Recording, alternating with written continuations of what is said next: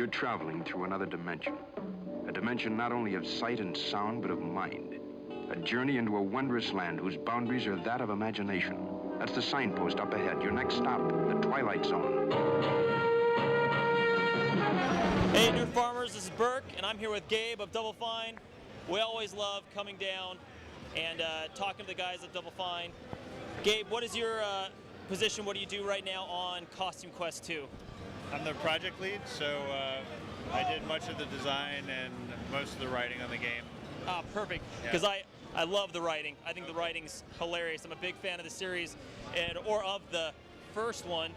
And my first question is, why did it take so long to come up with a second Costume Quest? Well, the first game was pretty popular with our community, and they wanted the game. It's one of our most requested sequels. But the stars didn't really align until Midnight City came to us, and they were like, "Hey, we want to do a game in this sort of range." And Costume Quest was at the top of our list, and they were into it, so it just kind of worked out that way. And that's perfect, because I like what Midnight City's doing. I like that they came in, as far as I know, they haven't been around for too long, and it's nice to see them push out these awesome games, especially Costume Quest 2, which like you said, I'm a big fan of the first game. Yeah. And compared to the first game, what's a little bit different in Costume Quest 2? I know that they added the little skate shoes, which is convenient on all the costumes. What's something else we're going to see in Costume Quest 2? Well, we rebooted the combat. So the first game, like after a fight, the game would end and everything would reset. Yeah. And that was probably the biggest feedback or source of annoyance for people in the first game. So it was the thing we wanted to address the most. So the first thing we did was have stats carry over, so you could save specials, and we added health fountains, so you had to heal and think about that stuff between battles. Yeah, I saw that. I went and I was like, oh, I'm drinking water. I was like, that's weird. I didn't realize that my health was low. And then after a couple battles, I was like, I do need to go drink some water. Yeah, it just makes you think a little bit more about your decision making instead of just blindly button matching.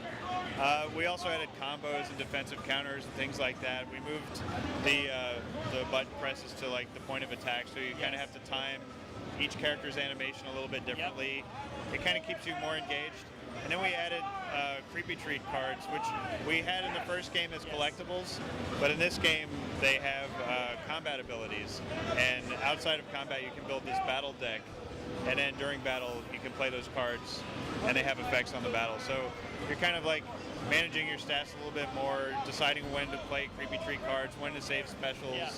It's not that much more complicated because we didn't want to overcomplicate the battle because people liked how accessible it was. Yes. It just adds more choice and more, I don't know, it just feels stickier, No, and I completely agree. I played it yesterday, and when I was going through combat, I was like, oh, nice. I have to not only hit at the right time, but then I have to defend at the right time. You don't know who's going to get hit between your crew, and I did like that it kept me engaged, because that was kind of the one where on the first Costume Quest, you would get your move and you just kind of hit me like, well, that's my move until I get a power up. Yeah. But I like the actual addition to it.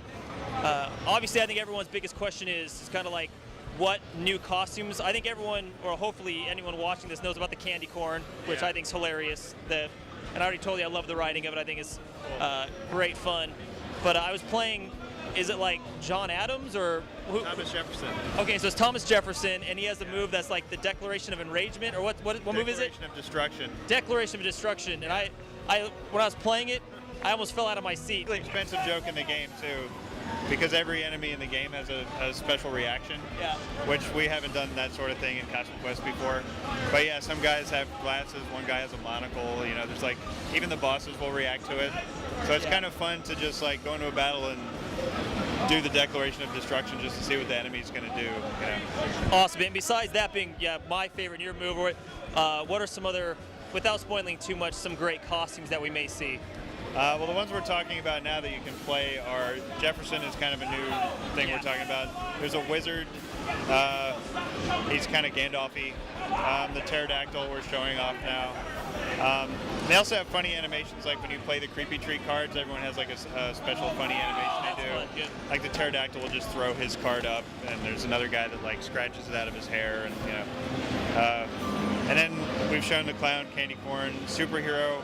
We're showing the female superhero, which is another new thing we did. When we play tested, the superhero was the first costume you get in the game.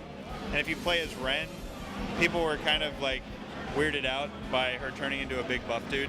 Yeah. So we modeled like a female version of the superhero. And I say it was very cool. Well, Gabe, thank you very much. Anyone, I cannot emphasize enough that you need to play Costume Quest 2. Even if you haven't played the first one, go play the first one now.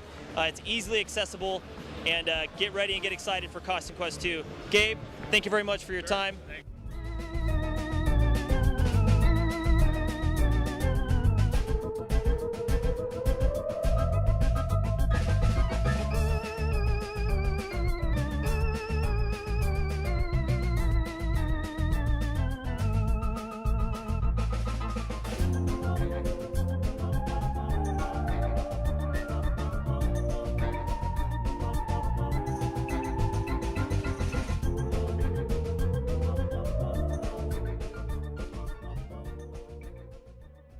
Yeah.